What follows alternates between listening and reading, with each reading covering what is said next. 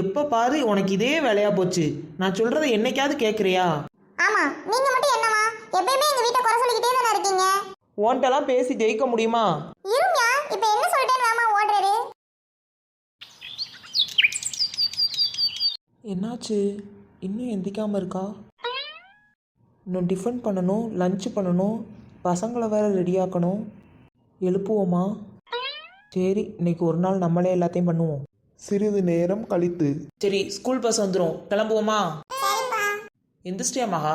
சாப்பாடுலாம் ரெடி பண்ணி வச்சிட்டேன், நீ சாப்பிட்டு ரெஸ்ட் எடு. நான் இவங்களை பஸ் ஏற்றி விட்டு வரேன். இன்னைக்கு ஞாயிற்றுக்கிழமை. நம் ராஜதந்திரங்கள் அனைத்தும் வீணாகி விட்டதே. டேய் தகப்பா, நீ உன் பொண்டாட்டிய சமாதானம் பண்றேன்ட்டு எங்களை தூங்க விடாம பண்ணிட்டியே. அது சரி, நம்மால சண்டையை சமாளிக்க சண்டேவே மறந்துட்டாரு போல. அட்லீஸ்ட் நேத்தே ஞாயிற்றுக்கிழமை அம்மா நம்மகிட்டயாவது சொல்லியிருந்திருக்கலாம். நம்ம தூங்கிட்டாவது இருந்திருப்போம்.